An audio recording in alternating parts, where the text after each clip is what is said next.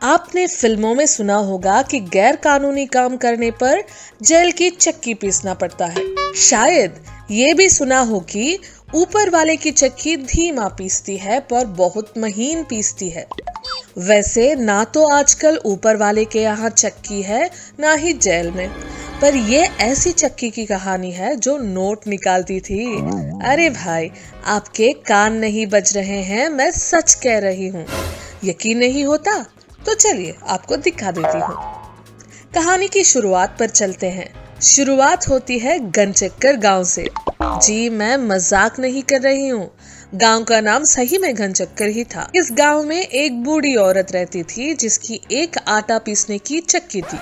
अरे भाई, हाँ, गेहूं पीसने की चक्की थी जिससे आटा निकल कर आता था।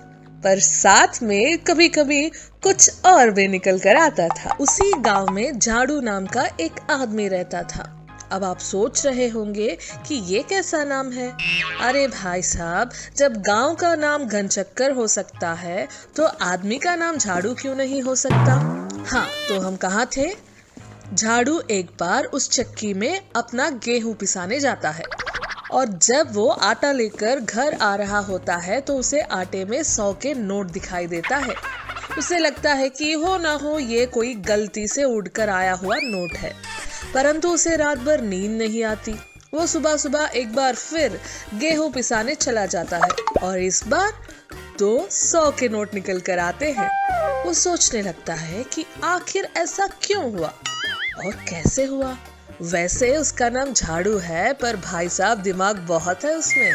उसे याद आता है कि उसके गेहूं में कुछ कंकड़ थे। इकलौती यही बात अलग थी, बाकी तो सामान्य गेहूं था। अपनी बात पक्की करने के लिए वो अगले दिन फिर 3 कंकड़ डालकर गेहूं पिसाने जाता है। इस बार उसे 300 के नोट मिलते हैं।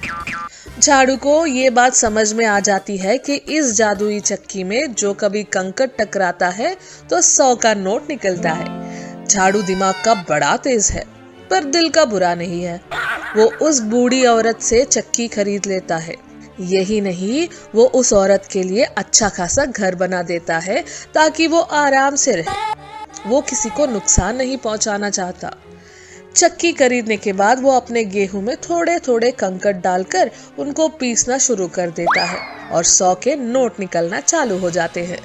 वैसे बताना भूल गए, झाड़ू की बीवी रसभरी बड़ी ही चालाक और लालची महिला है। जब उसे ये बात पता चलता है तो वो अपने पति से जिद करने लगती है कि ज्यादा से ज्यादा कंकड़ डाले और ज्यादा से ज्यादा पैसे निकाले। पर झाड़ू उससे कहता है, मेरी प्यारी रसभरी, जीवन जीने के लिए हमें कितना पैसा चाहिए ये मशीन हमें जिंदगी भर देती रहेगी। ये जादुई चक्की भगवान का आशीर्वाद है हमारा पेट भरने और जीवन चलाने के लिए। इसमें से पैसा हमेशा आता रहेगा। हमें इसका गलत फायदा नहीं उठाना चाहिए। यही नहीं, हमें हो सके तो गरीबों की मदद करनी चाहिए इस पैसों से। रसभरी चुपचाप ये बात सुन लेती है, पर ना तो उसके दिल से लालच जाता है, ना ही कुछ गलत करने की इच्छा। एक दिन झाड़ू कुछ काम से शहर जाता है। रसभरी अपने काम में लग जाती है।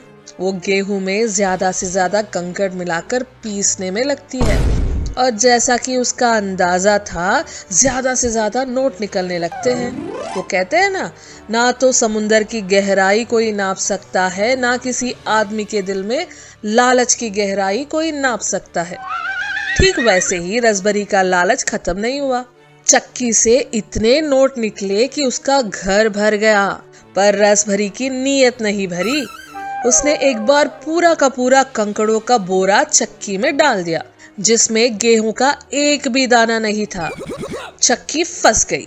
उससे धीरे धीरे धुआं निकलने लगा और फिर वो धुआं आग में बदल गया और देखते ही देखते आग ने पूरे घर को अपने आगोश में ले लिया। रसभरी का घर भी जल गया और उसके अंदर भरे हुए नोट भी। तो भाई साहब, रसभरी की कहानी का मतलब ये है कि कभी भी अति नहीं करनी चाहिए, ना ही ऊपर वाले की किसी देन का गलत फायदा उठाना चाहिए। चलिए अगली बार ऐसे ही किसी कहानी के साथ आपसे फिर मिलेंगे। तब तक अपना ध्यान रखिएगा।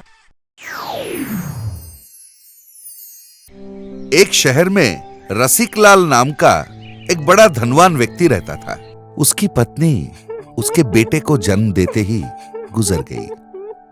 बिन मां का बच्चा होने के कारण रसिकलाल ने अपने बेटे को बड़ा लाड़ प्यार से पाला और इसी कारण वो बिगड़ने लगा था। उसने पढ़ाई लिखाई छोड़ दी थी और गलत रास्ते पर चल पड़ा था। वक्त के साथ वो जवान हुआ, पर कोई काम धाम नहीं करता, कोई कमाई नहीं थी उसकी। उल्टा उसने अपने पिता की कमाई के पैसे खर्च कर डाले। जब रसिकलाल को यह सब पता चला, दुख से वो बीमार पड़ गया और मरने की हालत हो गई उसकी।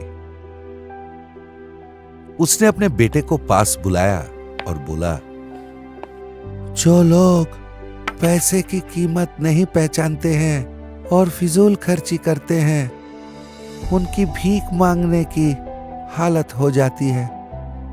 तुम्हारा भी कभी ऐसे समय आए तो तुम कभी भी भीख मत मांगना। तुम घर के दूसरे कमरे में जाना, वहां लकड़ी की एक बीम है, उससे तुम फांसी लगाकर मर जाना, समझ गए? इतना कहकर रसिकलाल गुजर गए। तब से मोतीलाल पर कोई रोक टोक नहीं रहा। वो और भी ज्यादा पैसे खर्च करने लगा। उसने बाहर के लोगों से पैसे उधार भी ले लिया था। एक समय आया जब उसके हाथ में एक फूटी कौड़ी भी नहीं थी।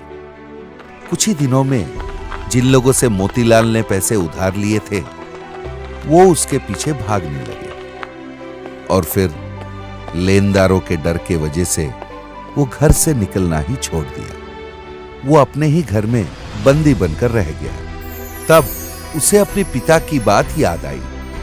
वो एक रस्सी लेकर आया और उस लकड़ी के बीम से उसने फांसी लगा लिया, पर उसके वजन से बीम टूट गया। जैसे ही बीम टूटा, पूरा कमरा सोना चांदी और हीरे जवाहरातों से भर गया। ये देखकर उसकी आंखें चौंधी आ गई। बीम टूटने से पहले तक उसे पता ही नहीं था कि इसमें पिताजी की छुपाई हुई दौलत भरी थी। यही कारण है कि रसिकलाल ने अपने बेटे को भीख मांगने के बजाय फांसी लगाने को कहा था।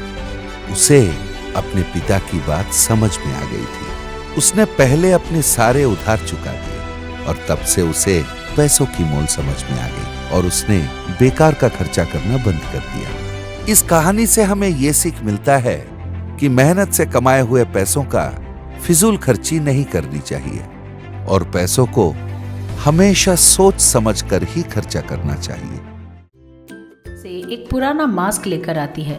उस मास्क पर काफी जंग भी लगा हुआ था। उसे देखकर विमला बोली, ये क्या सासू माँ, इस मास्क पर तो जंग लगा है, जैसे लोहे पे जंग लगता है। ये कौन सा मास्क है? उसने कहा। तब सास बोली,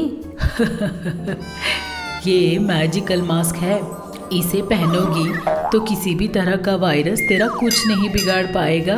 अच्छा, लेकिन इस पर ये जंग क्यों लगा हुआ है सासू माँ? अच्छा वो